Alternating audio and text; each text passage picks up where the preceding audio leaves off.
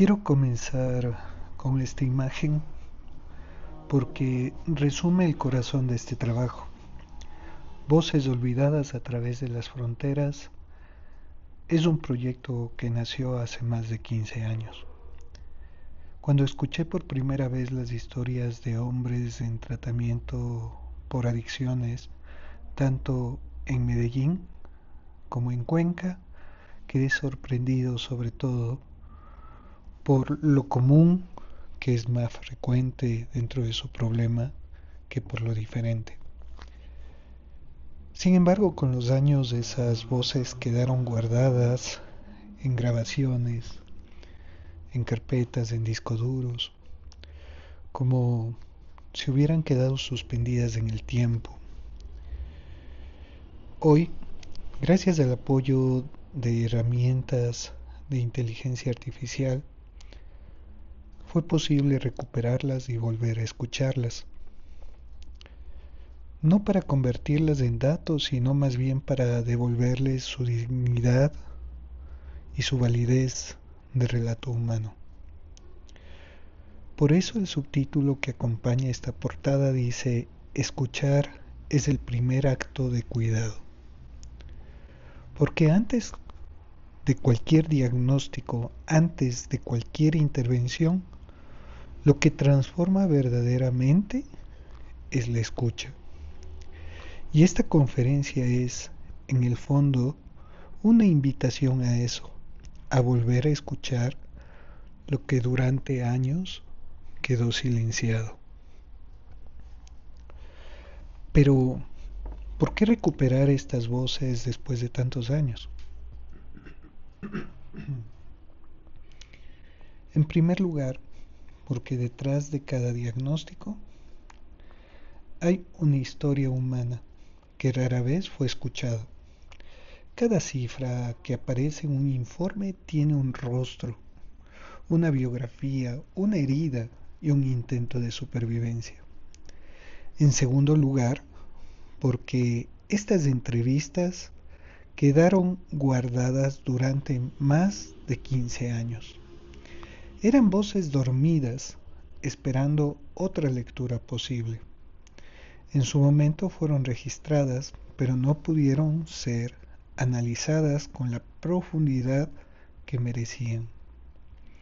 Hoy, al volver a ellas, encontramos una memoria emocional que todavía tiene mucho que decirnos. Y finalmente, porque ahora contamos con una alianza nueva, tecnología y humanidad, la inteligencia artificial nos permitió recuperar, organizar y revivir estos testimonios. Pero la intervención sigue siendo profundamente humana. La IA no reemplaza la escucha, la amplía. Gracias a esta combinación, podemos volver a mirar estos relatos no como documentos viejos, sino como oportunidades de comprender mucho mejor lo que ha estado presente dentro del sufrimiento de esa persona, su contexto y esperanza de quienes vivieron la adicción desde adentro. Este proyecto es precisamente eso, una recuperación de narrativas humanas que merecen al menos una vez ser escuchadas con todo respeto y toda nuestra atención. La metodología, escuchar con rigor. La metodología de este estudio parte de una idea muy sencilla, pero profundamente humana: escuchar con rigor. Optamos por un enfoque fenomenológico, hermenéutico, que nos permite comprender la experiencia vivida desde dentro, no como creemos que debería ser, sino como el propio sujeto la siente, la narra y la interpreta. Esto implica detenernos en los significados, en las metáforas, en los silencios, la manera en que una persona organiza su propia historia. Y por eso utilizamos un diseño cualitativo, comparativo y narrativo, capaz de capturar la riqueza del relato humano. El corpus estuvo compuesto por 15 entrevistas en profundidad realizadas hace más de una década, 7 en Medellín y 8 en Cuenca. Cada entrevista duró aproximadamente entre 45 y 90 minutos y todas fueron sometidas a un proceso de anonimización estricta para proteger la identidad de los participantes. Esta entrevista o estas entrevistas, en su momento, conversaciones íntimas llenas de vulnerabilidad y honestidad, hoy, al revisarlas con nuevas herramientas y con otra mirada, se convirtieron en una fuente invaluable para comprender cómo la adicción se vive en contextos distintos pero con heridas comunes. En resumen, esta metodología se combina con la sensibilidad y precisión, es decir, escuchar con humanidad, pero también con método, porque en salud mental la ética y el rigor nunca deben separarse. Y el rol de la inteligencia artificial, pues en este proyecto la inteligencia artificial no fue la protagonista, sino la acompañante. La dividimos en 3 momentos. Primero, la fase técnica. La IA nos ayudó a restaurar el formato de entrevistas deterioradas por el paso del tiempo. Segmentó el texto en unidades claras y detectó patrones lingüísticos que habrían sido muy difíciles de ver de manera manual. Segundo, la fase humana. Aquí ocurre lo esencial, la interpretación clínica. Esta fase humana es fenomenológica y ética y nos sirve para comprender el sufrimiento humano, interpretar las metáforas, los silencios, los giros afectivos, y eso no puede hacerlo una máquina. Eso requiere presencia, sensibilidad y escucha. Y tercero, la síntesis. La IA ordena, pero es el ser humano quien comprende.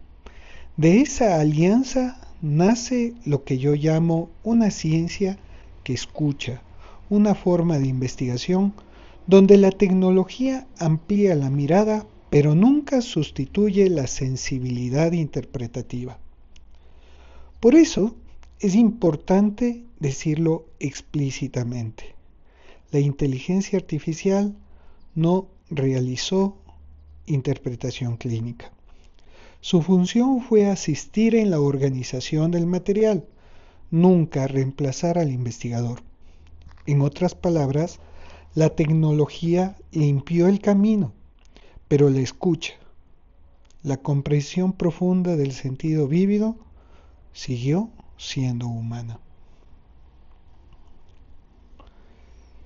Cuando analizamos todas las entrevistas, encontramos 5 heridas compartidas, tanto en Medellín como en Cuenca.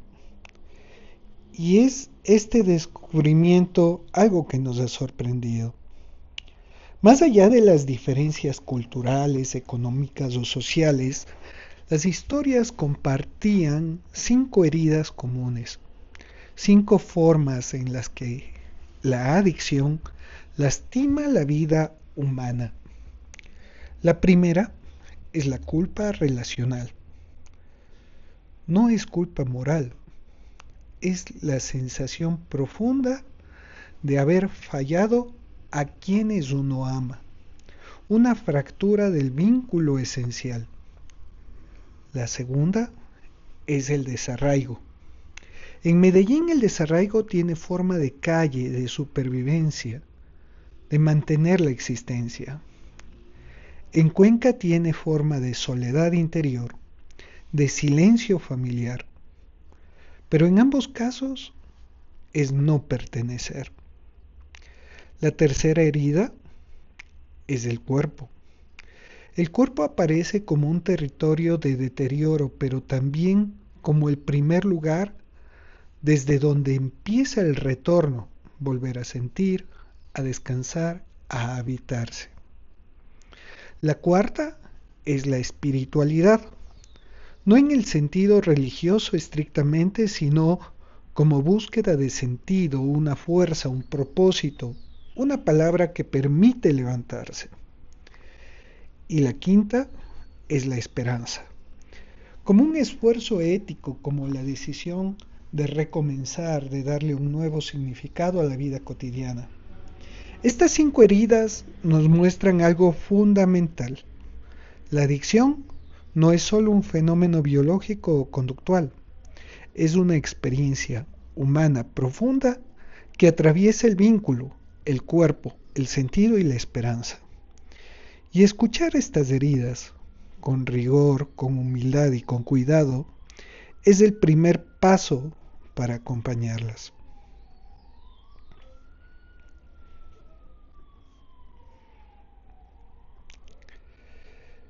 Medellín, vamos a hablar sobre esa tierra hermosa, sobre vivir en el ruido.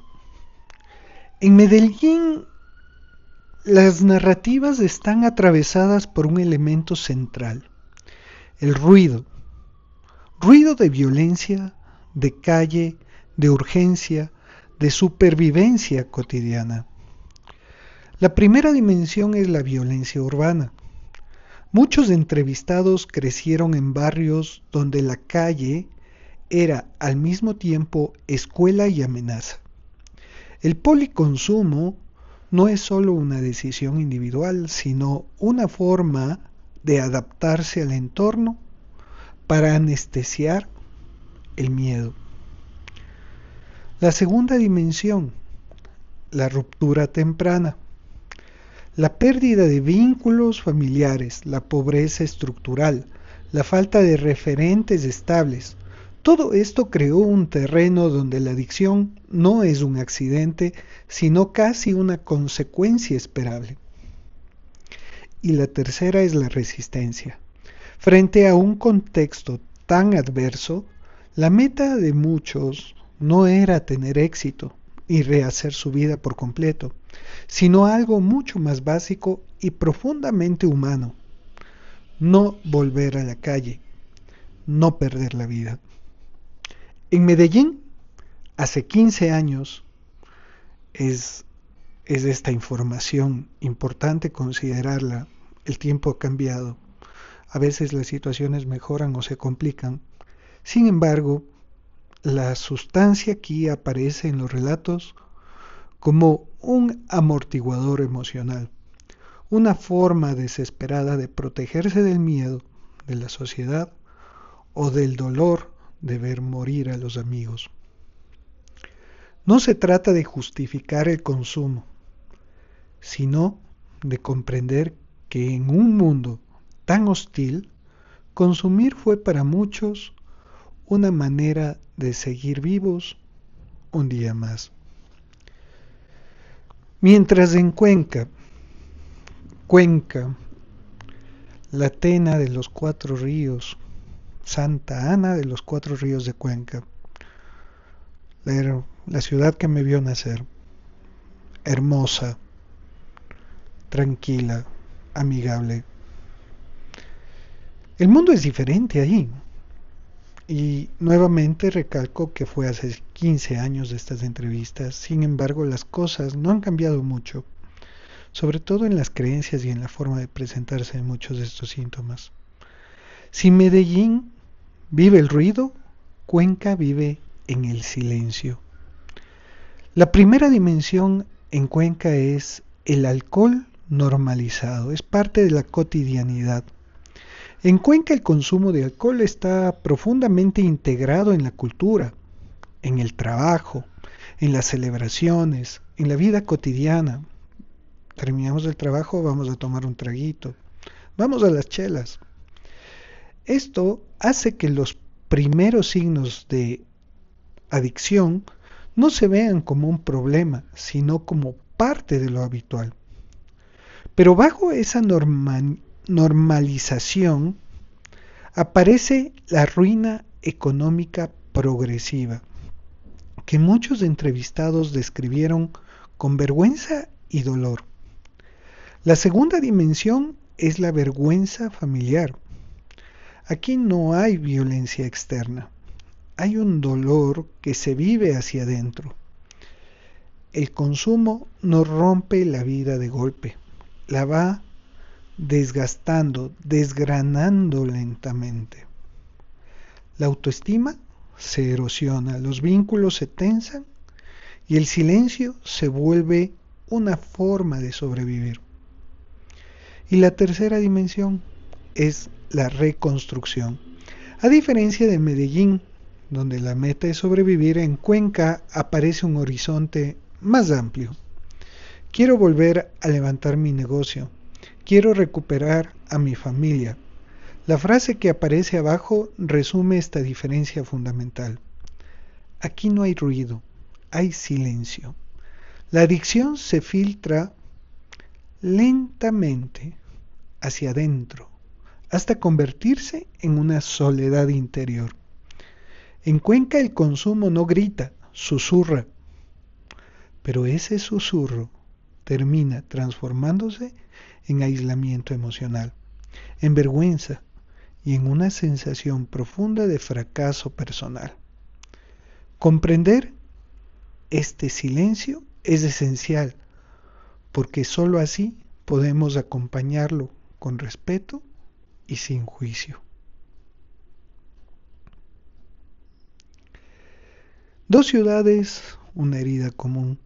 Aunque Medellín y Cuenca parecen historias opuestas, en el fondo hablan de lo mismo, de hombres tratando de sobrevivir a la soledad. Las narrativas están atravesadas por la violencia callejera, la calle funciona como escuela y como amenaza, el policonsumo aparece temprano, así como una estrategia de adaptación para vivir en un entorno marcado por el miedo, la pobreza y la pérdida de amigos asesinados. En Cuenca el escenario es otro. Aquí no domina el ruido de la calle, sino el silencio familiar. El alcohol socialmente legitimizado permite que la adicción avance sin ser vista, sin cuestionamientos, hasta que el deterioro económico y emocional se hace inevitable.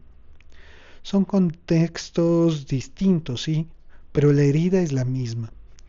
La soledad que aparece en tres niveles: la soledad afectiva, que es la ausencia de cuidado; la soledad moral, la sensación de fallar a quienes uno ama; y la soledad existencial, que es la pérdida de sentido de vida. Medellín vive la soledad en medio del ruido. Cuenca la vive en medio del silencio. Y esa soledad ruidosa o silenciosa es lo que explica el fondo humano del consumo, que va más allá del síntoma o el diagnóstico. La recuperación, más allá de la abstinencia, pues cuando escuchamos estas historias a través de los años queda claro que la recuperación no empieza cuando termina la sustancia, sino cuando comienza a reconstruirse la vida. El primer gesto de recuperación es volver al cuerpo. Después de años de consumo, muchos hombres decían cosas tan simples como: tengo hambre otra vez, estoy durmiendo, siento dolor. El cuerpo vuelve a hablar y eso marca el inicio de la vuelta a sí mismos. El segundo paso es recomponer los vínculos. No se trata solo de regresar a la familia, sino de recuperar la confianza del otro y la propia. Porque en casi todas las entrevistas lo que dolía no era la sustancia, sino la fractura del lazo. Luego aparece algo fundamental: reconstruir la dignidad, el trabajo, la responsabilidad y la posibilidad de decir: yo ya no soy solo mi consumo. Es pasar de ser definido por el síntoma a ser reconocido como una persona completa, con historia y posibilidades. Finalmente llega la capacidad de imaginar un futuro. Este es un acto profundamente ético: volver a creer que vale la pena seguir vivo, que hay un propósito, que todavía se puede construir algo. Recuperarse significa esto: recomponer el vínculo con la vida, no solo suprimir los síntomas. Es volver al cuerpo, vincularse, recuperar la dignidad e imaginar un futuro posible. Las implicaciones en la práctica clínica de lo que hemos hecho. Lo que estas entrevistas nos enseñan tanto en Medellín como en Cuenca es que la adicción no es simplemente un problema de conducta, es un fenómeno afectivo, relacional y existencial. Por eso, la primera implicación clínica es comprender las raíces afectivas. No basta con preguntar cuánto consume un paciente, es necesario entender para qué consume y qué dolor intenta amortiguar. El segundo lugar es que debemos reconocer la variabilidad cultural. No es lo mismo trabajar con alguien que viene de la calle y la violencia urbana que con alguien cuya adicción se desarrolló en un entorno familiar, silencioso y socialmente legitimado. El síntoma es parecido, pero el contexto exige enfoques diferentes. La tercera implicación tiene que ver con los espacios de reconstrucción narrativa. El paciente necesita un lugar donde pueda reorganizar su experiencia, nombrar lo innombrable y resignificar su historia. La narrativa es una herramienta terapéutica, no un simple relato. Finalmente aparece quizá el punto más importante: la escucha como fundamento clínico. Una escucha profunda, ética, respetuosa. Escuchar no como un gesto pasivo, sino como una acción clínica. Porque, como muestra cada una de estas voces, solo cuando alguien se siente escuchado puede empezar a reconstruirse.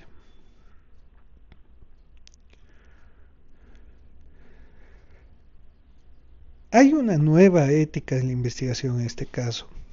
Este trabajo plantea una pregunta central: ¿qué ocurre cuando la tecnología se pone al servicio de la escucha humana? 15 años después, estas voces que quedaron dormidas han podido ser recuperadas gracias a una combinación muy particular: tecnología más sensibilidad clínica. La inteligencia artificial no interpretó ni concluyó nada. Lo que hizo fue ampliar nuestra capacidad de ordenar, revisar y volver a escuchar. Aquí comienza lo que llamo una ciencia que escucha, un modelo donde el rigor no se contrapone con la compasión, donde la tecnología no desplaza la presencia humana, sino que la acompaña.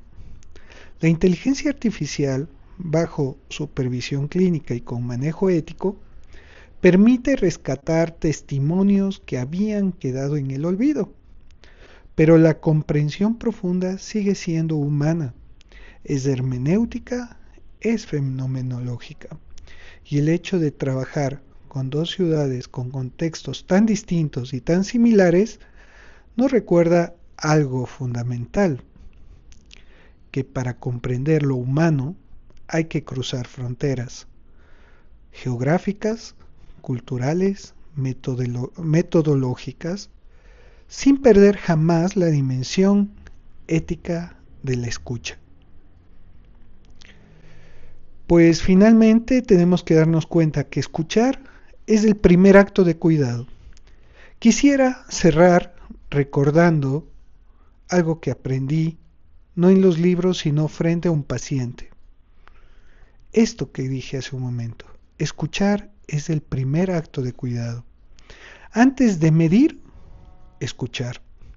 Antes de intervenir, comprender. Antes de diagnosticar, reconocer al otro. Toda esta investigación y todo el uso responsable de la inteligencia artificial solo tiene sentido si nos devuelve a este principio ético. La escucha como presencia, como atención profunda, como gesto humano que sostiene. La tecnología puede ayudarnos a ordenar voces, recuperar archivos, iluminar patrones, pero el acto de escuchar sigue siendo humano, sigue siendo relacional, sigue siendo el punto de partida de cualquier proceso de sanación. Si algo espero que quede de esta conferencia es esto, que incluso en un mundo de algoritmos, la escucha sigue siendo nuestra herramienta más poderosa para acompañar el sufrimiento humano. Muchas gracias por escucharme. Hasta una próxima.